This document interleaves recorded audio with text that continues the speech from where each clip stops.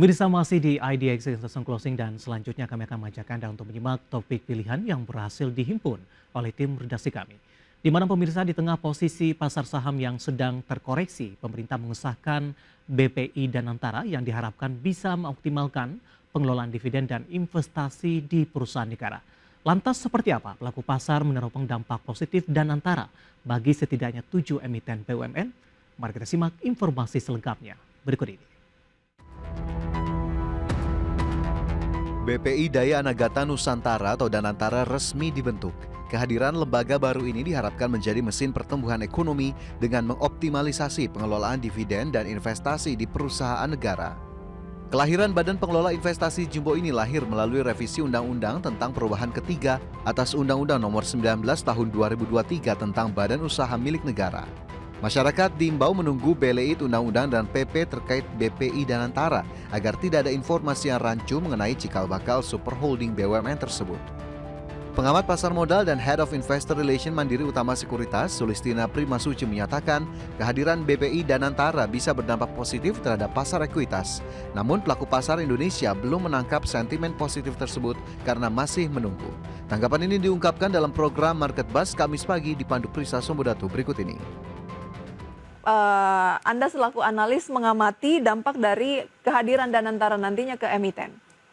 Oke, kalau melihat dengan pengesahan ya undang-undangnya, ini tentu akan menjadi langkah yang positif sebenarnya kalau memang terjadi akan perjalanannya itu implementasinya berhasil karena akan menilai ya prospek investasi dari sisi BUMN maupun perusahaan swasta terkait dan mendukung tercapainya pertumbuhan ekonomi Indonesia yang lebih baik karena kan kita sama-sama tahu target dari Pak Presiden Prabowo itu pertumbuhan ekonomi mencapai 8%. Nah, ini salah satu langkah yang diambil oleh pemerintah.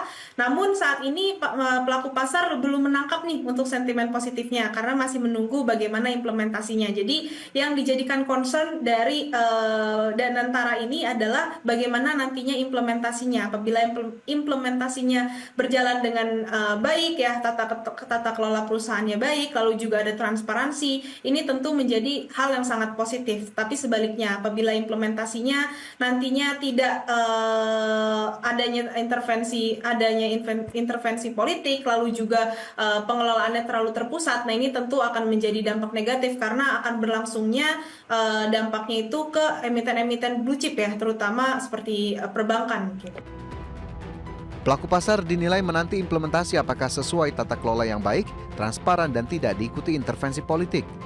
Adapun pada tahap awal, Danantara akan mengelola 7 BUMN Jumbo yang merupakan perusahaan terbuka, di antaranya PT Aneka Tambang Tbk, PT Timah Tbk, PT Bukit Asam Tbk. Danantara juga akan mengelola aset beberapa BUMN yang sudah melantai di Bursa Efek Indonesia, yaitu PT Bank Rakyat Indonesia Tbk, PT Bank Negara Indonesia Tbk, PT Bank Mandiri Tbk, dan PT Telkom Indonesia Tbk. Kinerja 7 saham tersebut dalam sebulan terakhir hampir semuanya masih tertekan.